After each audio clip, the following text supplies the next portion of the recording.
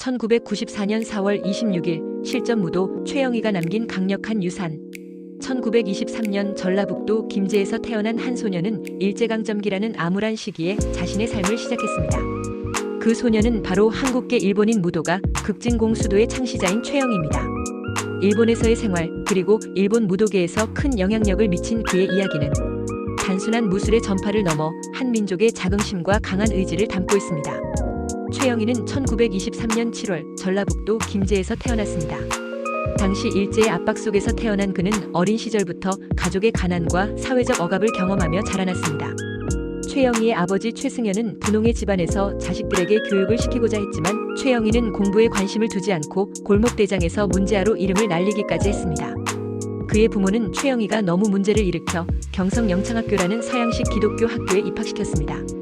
이 시기에 그는 서양식 신식 교육에 큰 자극을 받으며 인생의 전환점을 맞이합니다.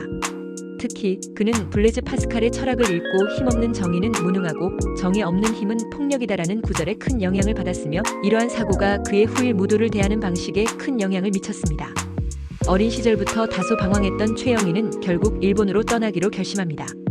일본에서 그는 항공기술학교에 입학하고 이어서 가라데와 유도를 배운 후 실력을 쌓았습니다. 이 시기에 최영희는 일본에서 제2차 세계대전의 패전 후 그리운 고향을 떠나 일본의 제1한국인 사회에서 활동을 시작합니다. 일본에 있는 한국인들은 이념적 갈등을 겪고 있었고 그 속에서 최영희는 일본의 가라데 대가인 야마구치 고겐을 만나게 됩니다. 1947년 그는 일본의 전일본 공수도 대회에서 우승을 차지하며 무도의 길에 입문합니다.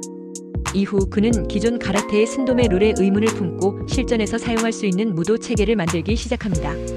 그러나 무도계에서는 그의 방법론에 대해 비난과 반발이 많았고 최영희는 이를 극복하기 위해 일본 각지의 도장을 찾아가 싸움을 벌였습니다.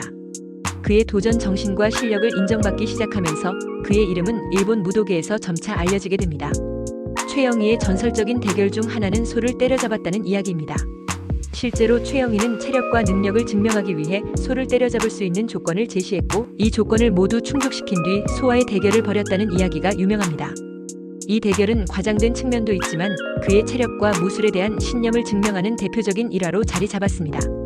하지만 무술계에서는 최영희의 이러한 신화적인 이미지를 비판하는 목소리도 존재했습니다. 그럼에도 불구하고 그는 실전 무도를 발전시키고 이를 바탕으로 공수도계의 새로운 역사를 쓰게 됩니다. 1964년 최영희는 실전 무도를 주창하며 극진가라데라는 무도 시스템을 창시합니다.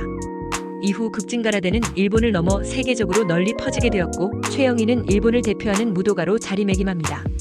극진가라데는 그가 추구한 현실적이고 실용적인 무도의 철학을 담고 있으며 타격 기술과 격투기적인 요소를 강조한 것이 특징입니다. 그러나 그의 명성이 커지면서 그는 무도계에서의 파벌 싸움과 같은 내적인 갈등에 시달리게 되었습니다. 특히 그의 제자들 중 일부는 극진가라데를 일본을 대표하는 무도 시스템으로 발전시키기 위해 힘썼지만 다른 일부는 무도의 본질을 왜곡하려고 했다는 비판을 받았습니다. 이와 같은 갈등 속에서도 최영희는 계속해서 자신의 철학을 전파하며 세계 각지에서 수많은 제자들을 배출하게 됩니다. 그의 영향력은 여전히 큰 무도계의 한 축을 차지하고 있습니다. 최영희는 단순한 무도가가 아니라 한 시대를 대표하는 무도계의 아이콘으로 자리 잡았습니다. 그의 삶은 수많은 도전과 갈등 속에서 이루어진 것이었으며 그의 무도 철학과 실전적인 접근 방식은 현재까지도 많은 격투가들에게 영향을 미치고 있습니다.